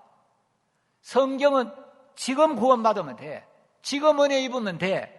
지금이 은혜 입을 때야. 지금 은혜를 입는 거야. 사탄은 그래 은혜를 입어야지. 구원을 받아야지. 그런데 지금 말고 지금은 신나게 놀고 나중에 집에 가서 그게 사탄의 음성이에요. 그래서 지금은 신나게 놀고 나중에 집에 가서 이모들한테 복음 듣지. 이 생각을 받아주고 이 생각에 끌려가면 사탄에게 속는 거예요. 사탄의 종이 되는 거예요. 그런데 하나님의 말씀에 비춰보면 이건 거짓말이구나. 이 사탄의 속임이구나. 사탄이 지금 들려오는 말씀을 듣고 구원을 받지 못하게 하려고 사탄이 이런 생각을 넣어주는구나. 그래서 이게 사탄이 주는 생각이구나 하는 게 분별이 오니까 내가 사탄의 생각을 받아줄 필요가 없지. 사탄의 음성을 들을 필요 없지. 그걸 버리게 되는 거예요. 버리니까 그럼 내가 지금 들려오는 이 말씀을 듣고 지금 은혜를 입으면 되겠구나. 지금 구원을 받아야 되겠구나. 그래서 그 생각이 딱 버려지니까 말씀이 그대로 들어오면서 보라가 구원을 받았어요. 구원을 받고 보니까 왜 엄마 아빠가 너 구원 다시 받아야 돼? 너 구원 아니야. 너 주님이 안 나타나. 왜 그랬는지 이제 이해가 가는 거예요. 마음이 너무 평안한 거예요. 이제 집으로 돌아가면서 엄마 아빠가 보라야, 너 이번에 말씀 잘 들었어? 너 구원 받았어? 그러면 엄마 나 구원 받았어. 이제 간증할 자신이 생기는 거예요. 수양회를 마치고 집으로 가기 위해 차를 탔어요. 그래서 이제 사모님이 보라야, 너 이번에 말씀 잘 들었어? 엄마 잘 들었어. 너 이번에 좀 말씀 듣고 어땠어? 엄마 나 이번에 진짜 구원 받았어. 그래? 어떻게? 첫날 강사 목사님이 하나님은 말씀으로 역사하시고 사탄은 말씀과 다른 거짓된 생각으로 우리를 속인다고 말씀을 전하셨는데, 내 마음이 이런 생각에 잡혀 있었고 또 사탄이 이런 생각을 넣었는데, 이게 마귀가 넣어주는 생각이었구나. 그 생각을 버리니까 말씀이 그대로 내 마음에 들어오면서 그래서 내가 의롭구나, 그래서 죄가 없구나. 감정이 달라진 거예요. 생각이 버려지고 말씀이 마음에 들어오니까 말이 다른 거예요. 그래가 이제 사모님이 아이고 이제 우리 보라가 제대로 구원을 받았네. 그래, 그래서 엄마 아빠가 너 구원 아니라고 한 거야. 아이고 하나님 앞에 너무 감사한데, 엄마가 수양회 마치고 오려고 하니까 어떤 사모님이 해외 갔다 오시면서 사온 거라고, 이 과자 너무 맛있는 과자라고 이거 차 타고 가면서 먹으라고 했는데, 아이고 우리 보라 구원받은 기념으로 엄마가 이 과자 이거 줘야 되겠다. 이거 먹어. 그래 과자를 뜯어가 먹어보니까 너무 맛있는 거예요. 그 의자 뒤에 보라 동생이 있었어요. 지금 이제 인도에 선교사로 있는 홍보연 선교사인데, 그 보연이가 어릴 때 이제 누나하고 같이 있는데 보라가 과자를 뜯어가지고 엄마 너무 맛있다, 엄마 너무 맛있어. 그 보연이가 누나 혼자만 먹지 말고 나도 한 개 줘. 싫어, 이거는 엄마가 나 구원받은 기념으로 나한테 준 건데 네가 왜 달라 그래. 나 먹으라고 준 거잖아.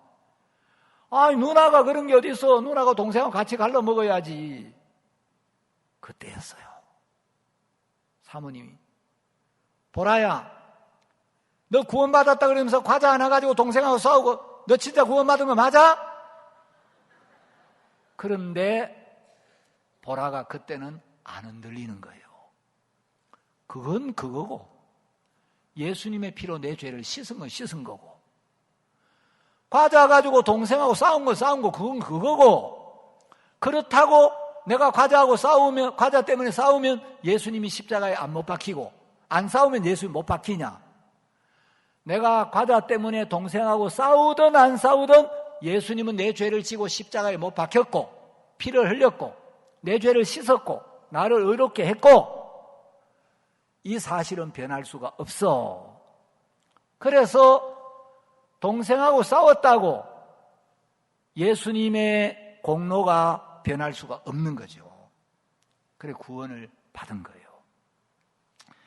자, 여러분, 이 보라의 간증을 들어보면 사탄은 우리가 구원을 받지 못하도록 계속해서 생각을 넣어요. 그래서 마귀가 넣어주는 그 생각을 분별해서 이걸 버리고 이걸 부인하지 않으면 우리는 마귀가 넣어주는 생각을 받아들이고 그 생각의 종이 되고 그 생각의 주인 대신 마귀를 따라가는 거예요. 그 생각을 버리고 하나님의 말씀을 받아들이면 우리는 하나님의 사람이 되고 하나님의 인도를 받고 하나님의 은혜를 입는 거예요. 자, 마귀는 구원받기 전에만 그렇게 역사하는 게 아니고 구원을 받은 후에도 하나님은 매일매일 우리에게 말씀하시고 우리를 인도하시지만 사탄도 구원받은 후에 우리가 믿음의 길을 가지 못하도록 계속 일을 해요. 감리교의 창시자가 요한 웨슬리예요. 요한 웨슬리는 4대째 목회자였어요. 정조 할아버지도 목사, 할아버지도 목사, 아버지도 목사. 요한 웨슬리도 이제 옥스퍼드 대학 신학과를 졸업하고 미국에 선교사로 갔다가 선교에 실패를 하고 집으로 왔어요. 요한 웨슬레가 집에 오니까 자기 동생 찰스 웨슬레가 알더스 게이트 스트리트라는 곳에서 집회가 있는데 거기 참석했다가 이제 윌리엄 홀랜드라는 페인트 공이 마르틴 루터가 갈라디아서 강해를 읽어가면서 설교하는 설교를 듣다가 이 찰스 웨슬리가 구원을 받아요. 그래서 모태신앙이고 열심히 하나님을 섬겼고 4대째 기독교 집안인데 구원을 받고 보니까 내가 지금까지 이 복음을 몰랐었구나. 자기 형이 선교를 실패하고 돌아왔는데 형, 알더스 게이트 스트리트에 집회가 있어. 오늘 말씀 한번 들으러 가자고. 요한 웨슬레 간증을 읽어보면 뭐라고 기록해놨냐. 요한 웨슬레 쓴 일기가 있어요. 그날 나는 내키지 않는 마음으로 그 집회에 참석했다. 자, 찰스 웨슬레는 형을 이끌고 있어요. 그런데 요한 웨슬레는 내키지가 않는 거예요. 안 가고 싶은 거예요. 그런데 내키지 않는 마음이 있는데 동생이 이끄니까 집회를 참석했어요. 자, 내키지 않는 마음, 이건 누구 마음이에요? 자기 마음이에요? 사탄이 넣어준 마음이에요? 요한 웨슬레가 그 집회에 참석해가지고 구원을 받아버리면 마귀한테는 이게 어마어마한 문제가 생기는 거죠. 웨슬레가 막 복음을 전해가 마귀에게 잡혀있던 수많은 사람을 예수님 앞으로 돌아오게 하니까 이 요한 웨슬레 마음에 마귀가 집회에 안 가고 싶은 마음, 내키지 않는 마음을 자꾸 불어넣는 거예요. 내키지 않는데 이제 동생이 이끄니까 참석을 했어요. 그날이 1738년 5월 24일인데 그래서 지금도 감리교회에서는 5월 24일을 요한 웨슬레 구원받은 그 날을 기념하는 행사를 많이 해요. 그날 저녁 8시 45분쯤이었는데 이 윌리엄 홀랜드가 그날은 로마서 강의를 읽어가면서 말씀을 쭉 전하는데 로마서 8장 1절 그러므로 이제 그리스도 예수 안에 있는 자에게는 결코 정죄함이 없나니 예수 안에 있는 자에게는 결코 죄가 인정되지 않는다. 의롭다, 무죄라는 거예요. 왜냐하면 생명의 성령의 법이 죄와 사망의 법에서 너를 해방시켰기 때문에. 웨슬레가 그 말씀을 들으면서 이제 나에게는 절대로 죄가 인정이 안 되는구나. 내 모든 죄가 예수님께 담당되었고 예수님이 그 죄를 짊어지고 그 죄의 심판을 다 받아버리셨고 그 죄를 씻었기 때문에 하나님은 나를 의롭다, 죄가 없다, 깨끗하다고 하시는구나. 영원히. 그래서 이제 믿음이 왔는데 그 믿음이 오고 난 뒤에 요한 웨슬레 그 일기에 보면 사탄을 시험하는 자라고 표현을 했어요. 시험하는 자가 와서 뭐라고 하느냐면 야, 너는 구원을 받았다는데 왜 기쁨이 없느냐? 다른 사람들은 구원받을 때 그렇게 기쁘다는데 너는 기쁨이 없지 않느냐? 자, 말씀은 믿어졌는데 예수님 내 죄를 사해서 내 모든 죄가 씻어졌고 내가 의롭게 됐다. 이 말씀은 믿어지는데 다른 사람들은 구원받고 막 그렇게 기쁘다고 이야기하는 사람이 많은데 자기는 기쁨이 없더라는 거예요. 그래서 사단이 너는 왜 기쁨이 없느냐? 다른 사람들 구원받으면 기쁘다고 하는데 너는 기쁨이 없는 거 보니까 구원이 아니야. 네 구원은 다른 사람하고 달라. 그런데 사단이 너는 기쁨이 없지 않느냐? 그러니까 너는 구원이 제대로 된 구원이 아니야. 이 생각을 넣었는데 성령이 웨슬레 마음에 전에 누군가로부터 들은 이야기가 떠오르게 해달라는 거죠. 하나님이 구원받을 때 어떤 사람에게는 기쁨을 주실 수도 있고 어떤 사람에게는 더디 주실 수도 있다. 기쁨이 있고 없는 게 구원의 증거가 아니고 예수님이 내 죄를 위하여 십자가에 못 박혀 죽은 사실이 있느냐 없느냐, 예수님이 내 죄의 심판을 받았냐 안 받았냐? 예수님이 내 죄를 씻었나 안 씻었나? 예수님이 우리 죄를 씻어주신 그 사실, 그 약속, 이것이 구원의 증거지 기쁨이 있고 없는 게 구원의 증거는 아니다. 이게 정리가 됐어요. 그 문제가 딱 정리가 되네요. 그 다음에 또 사단이 뭐라고 하냐면, 그런데 너는 눈에 띄는 변화가 없지 않느냐? 야, 다른 사람은 구원받으면 다 달라진다는데 넌 달라진 게 없지 않냐? 변화가 없는 걸 보니까 너는 구원이 아닌 것 같아. 이 생각을 넣어주더라는 거죠. 그런데 요한 웨슬레가 너는 눈에 띄는 변화가 없지 않느냐? 그런데 이게 안 풀려가지고 굉장히 혼돈 속에 빠져요. 아무리 생각을 해도 그래 구원받았으면 달라져야 되는데 왜 나는 달라진 게 없지?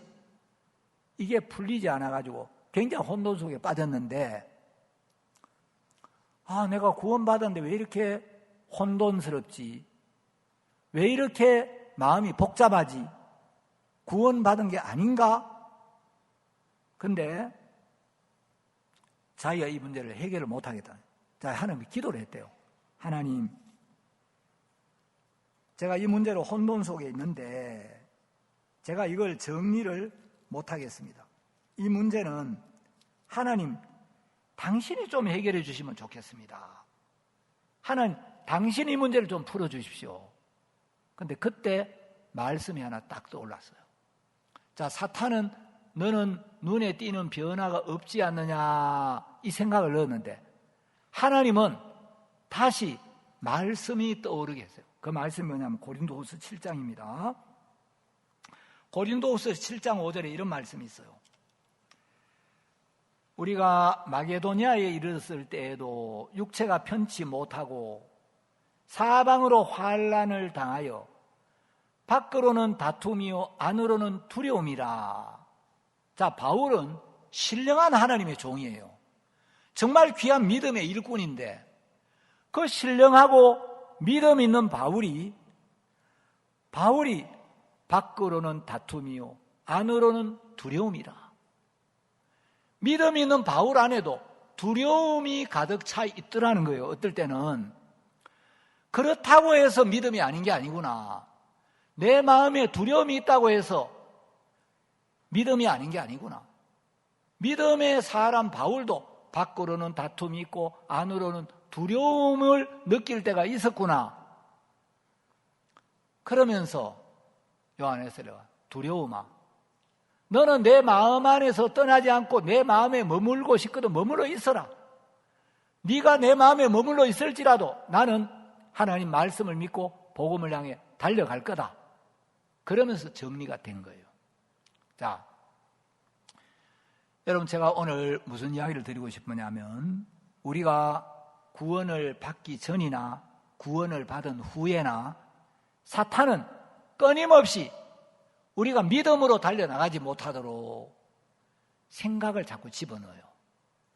사탄은 생각을 집어넣는데 하나님은 우리가 사탄에게 속지 않도록, 사탄이 넣어주는 거짓된 생각에서 벗어나도록 우리 마음에 하나님의 약속이 떠오르게 하고, 사탄이 넣어주는 생각을 이길 수 있도록 성령이 새 마음을 자꾸 일으켜주는 거예요.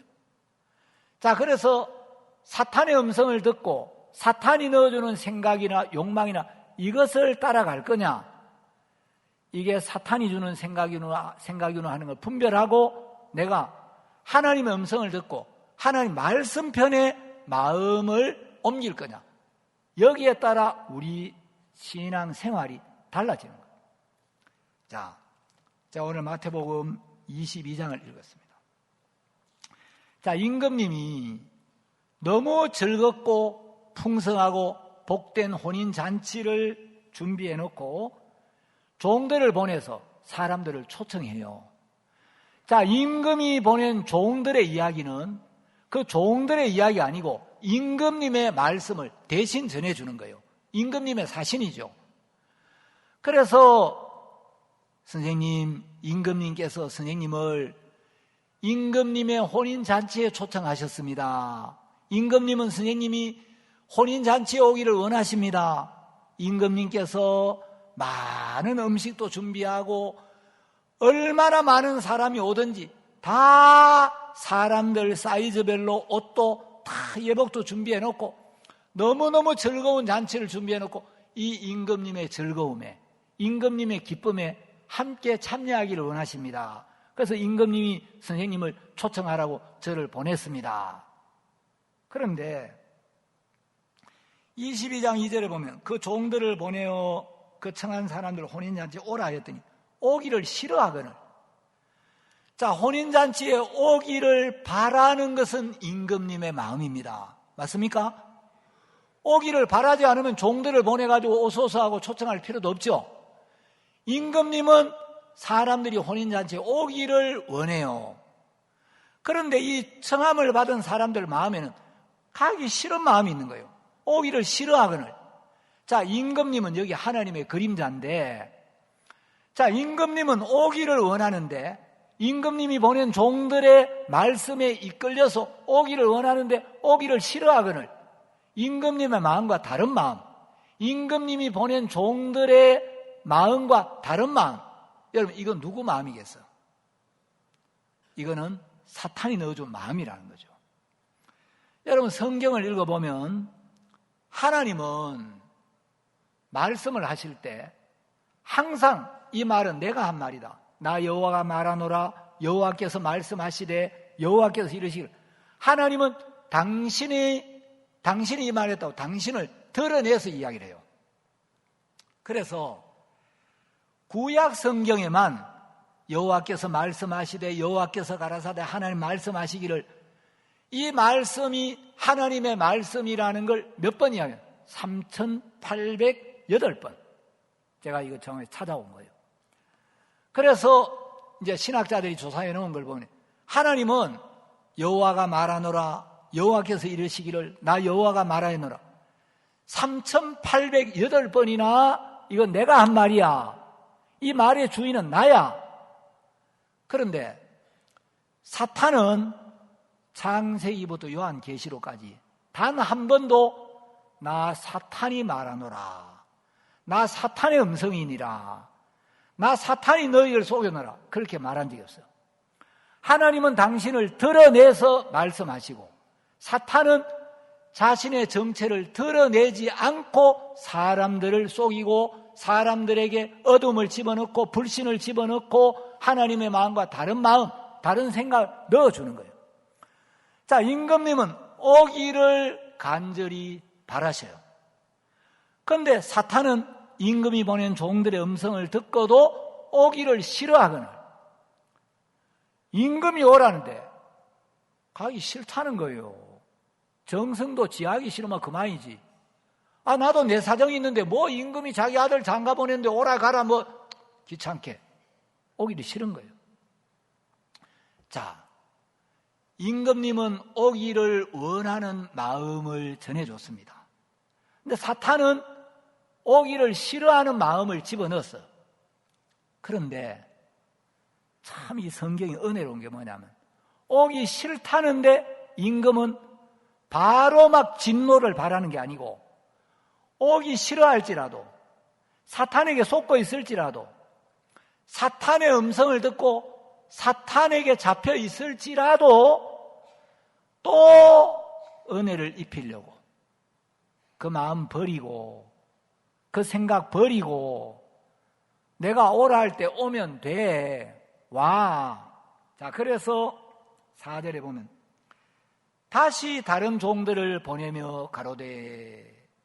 오기 싫다는데 오기 싫어하는 마음을 갖고 있는 거 알면서도 임금은 오기 싫어도 그 마음 꺾고 그 마음 버리고 내가 오라 할 때 와봐. 내 아들의 혼인잔치에 오면 큰 기쁨, 큰 즐거움, 네가 이전에 상상도 못했던 즐거움이 있고 기쁨이 있고 풍성함이 있어. 그냥 오라 하면 오면 돼. 옷이 없어도 괜찮아. 예복 다 준비해 놨으니까. 내가 오라 할 때 그냥 네 모든 생각과 판단 버리고 오면 돼. 그래서 더 자세하게 임금의 마음을 전해줘요. 내가 오찬을 준비하되 살진 소와 짐승을 잡고 모든 것을 갖추었으니 혼인잔치에 오소서. 자, 모든 것을 갖추었다. 임금 편에서 어떤 사람이 어떤 모습으로 오든지 임금이 오라 할 때 그냥 오기만 하면 임금 편에서 모든 걸 다 갖추어 놨다는 거죠. 여러분, 우리가 구원받을 때 내가 얼마나 죄를 많이 지었던, 내가 지금까지 말씀에 관심이 있었던 없었던, 내가 강팍했던, 교회를 욕하고 핍박했던, 내가 어떻게 살았던, 지금까지 오기를 싫어했을지라도 임금이 다시 오라 할 때 오면 은혜를 입혀주겠다, 복을 주겠다, 큰 기쁨과 즐거움을 준비해 놓았다. 자, 모든 것을 갖추었으니 라는 이 약속 안에서 우리가 가지고 있는 모든 문제가 해결이 되어지도록 되어 있는 거예요. 자, 우리는 나 같은 사람이 어떻게 왕궁에 가? 나 같은 사람이 아이고 옷도 초라한데, 아이고 나는 변변찮은 농사꾼인데, 자, 우리 편에서 어떤 문제가 있든지, 우리가 어떤 모습이든지, 지금까지 내가 어떤 삶을 살았든지 간에 임금님이 종들을 통해서 오소서, 내가 나의 소와 살진 짐승을 잡고 모든 것을 갖추니 오소서 할 때 내 생각을 버리고 그 말씀에 이끌려 가면 예복도 준비되어 있고 음식도 지금까지 한 번도 못 먹어본 너무 맛있고 풍성한 음식이 준비되어 있더라. 여러분도 오소서 할 때 여기 왔잖아요. 와가지고 여기 와서 말씀을 들어보니까 이 말씀의 맛이 기가 막혀요, 안 막혀요? 이야, 옛날에 내가 딴 교회 다닐 때 진짜 먹어본 적이 없는 너무 맛있는 신령한 음료가 있고 신령한 양식이 있고 기쁨이 있고 남들이 모르는 행복이 있고 소망이 있고 감사가 있고 하나님 역사가 있고, 그래요, 안 그래요? 그런데 오소서 해도 저녁에 안 오는 사람들이 있어요. 마귀가 주일 낮에만 가. 뭘 저녁에도 가. 낮에만 가고 저녁에는 가기 싫어. 여러분, 그 마음, 그거 누가 주는 거예요? 사탄. 그래서 그 마음 버리고 제가 노래를 불렀어요. 찬송가에 낮 예배도 오시고 밤 예배도 오시고 수요 예배도 오시고 오소서 오소서 오소서라고 노래를 부르는데 무시하는 사람들이 많더라. 오면 말할 수 없는 기쁨이 있고 영적인 분별이 생기고 눈이 떠지고 감사하고, 여러분 그래요, 안 그래요? 그런데 오소서 하는데 안 오면 그냥 넘어가는 게 아니에요. 임금이 오라는데 안 오면 교만한 거예요, 안 교만한 거예요? 자, 임금이 오라는데 돌아보지도 않고 하나는 자기 밭을 하나는 자기 상업차로 나머지는 지가 또 안 오면 안 오는 건데 종들을 때리고 막 욕하고 죽이는 거예요. 자, 이렇게 하면 어떻게 되느냐? 7절에 보니까 임금이 노하여 군대를 보내어 그 살인한 자들을 진멸하고 그 동네를 불사르고. 여러분, 사탄이 넣어준 생각, 사탄이 넣어준 마음을 버리고 임금의 말씀에 이끌리지 아니하면 그냥 있는 게 아니고 진멸하고 동네를 불사른다는 거예요.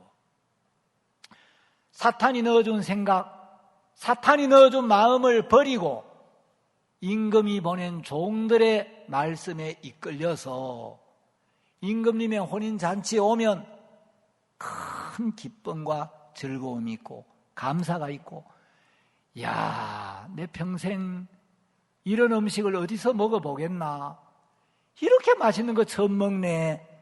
그래서 여러분, 우리 교회 와서 말씀을 들어보니까 진짜 맛있는 음식, 영혼의 양식이 있어요, 없어요? 여러분, 옛날에 먹어보지 못한, 와, 창세기에 이런 은혜스러운 말씀이 있어서 오늘 말씀이 내 영혼에 너무 은혜가 됐어. 이야, 마태복음 22장 이런 말씀이었어. 자, 마태복음 22장은 임금이 보낸 종들의 음성을 듣고 임금이 보낸 종들의 마음을 받아 임금님에게 이끌려오는 사람이 있고, 사탄의 음성을 듣고 사탄에게 속아서 오기를 싫어하는 마음이 있더라. 자, 오기를 싫다는데도 또 다른 종들을 보내서 오소서. 그건 뭐냐? 오기 싫어도 마음 꺾고 오라는 거예요. 너 지금 오기 싫어하는 마음인데 오기 싫어도 그 마음 꺾고 와봐. 와보면 놀라운 은혜가 준비되어 있어. 와보면 오기 전하고 너무 달라. 오기 싫었지. 근데 와서 임금님의 혼인잔치에 참여해보니까 안 왔더라면 어쩔 뻔했나. 너무 잘 왔네. 너무 기쁘네. 야, 내 생애 최고의 날이다. 그런 행복이 있다는 겁니다. 여러분, 임금님의 마음은 혼인잔치에 오기를 간절히 바라는 마음입니다. 그런데 오기를 싫어하는 마음, 이 마음은 사탄이 주는 마음이에요. 그래서 성경을 통해서 주님의 마음과 사탄의 마음, 주의 음성과 사탄의 음성, 하나님의 말씀과 육신의 생각, 이걸 잘 분별해서 여러분이 사탄 편에 서지 말고 하나님 편에 서고 하나님 말씀의 이끌림을 받으면서 복된 신앙을 하는 여러분이 되시기를 바랍니다. 오늘 말씀은 여기까지 드리도록 하겠습니다.